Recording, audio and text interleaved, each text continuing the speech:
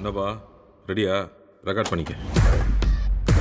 ஓ hello friends, இன்றைக்கி பார்த்தீங்கன்னா வந்துட்டு நம்ம கமல் சார் வந்து சமீபத்தில் ஒரு அப்டேட் ஒன்று கொடுத்துருக்காரு கூலி படத்தை பற்றி. ஸோ அதை பற்றி தான் வந்து இந்த வீடியோவில் நம்ம பேச போகிறோம்.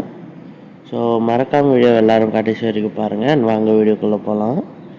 பார்த்தீங்கன்னா வந்துட்டு நம்ம கமல் சார் வந்து நிறைய இடத்துல வந்து ஃபீல் பண்ணி சொல்லியிருக்காரு. என்னால் இனிமேல் வந்து ரஜினியோட மோத முடியாது, அவரோட படங்கள் எல்லாமே வந்து ஹை ஸ்கேலில் போயிட்டுருக்கு, நான் இன்னுமே வந்து அதெல்லாம் எதுவுமே பண்ணலை.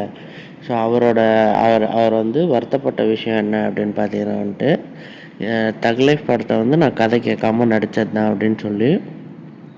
பட் எல்லாருமே வந்து என்ன சொல்கிறாங்க அப்படின்னா, அந்த கதையை வந்து கமல் சாரோடது தானே, அவர் எதுக்கு கதை கேட்டு நடிக்கணும் அப்படின்னு சொல்லி நிறைய பேர் சொன்னாங்க.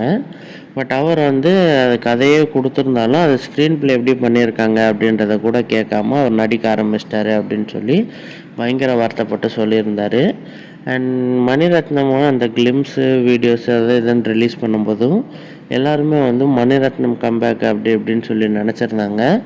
பட் பார்த்தீங்கன்னா வந்துட்டு அந்த படமுமே வந்து அதுக்கேற்ற மாதிரி அமையலை.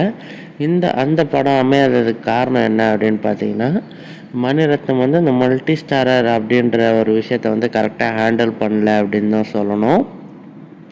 சிம்புவுக்கு மோஸ்ட்டாக சீன்ஸ் வைக்கலை. சிம்பு வந்து சூப்பராக பண்ணிட்டு இருந்தார் படத்தில். பட் அவருக்கு வந்து மோஸ்ட் ஆஃப் த சீன்ஸ் வைக்கலை. அது அதிகமாக வச்சுருந்தா அந்த படம் வந்து கமலுக்கானதாக இருந்திருக்காது, சிம்புக்கானதாக ஆயிரும் அப்படின்றதுனால மோஸ்ட் ஆஃப் த சீன்ஸ் வைக்கலை அப்படின்னு சொல்லியிருக்காங்க. ஸோ நம்ம கமல் சாருமே வந்து நிறைய இடத்துல ஃபீல் பண்ணி சொல்லியிருக்காரு. ஸோ அடுத்த படங்கள்லாம் வந்து நான் ஒழுங்காக கதை கேட்டு தான் நடிப்பேன் அப்படின்னு சொல்லி. ஸோ இதை சினிமா சம்மந்தப்பட்ட நியூஸ்லாம் உடனே தெரிஞ்சுக்கணுன்னு நினச்சிங்கன்னா நம்ம சேனலை சப்ஸ்கிரைப் பண்ணி வச்சுக்கோங்க. பக்கத்தில் இருக்கிற பெல் ஐக்கானை கிளிக் பண்ணி வச்சுக்கோங்க. நன்றி நண்பா.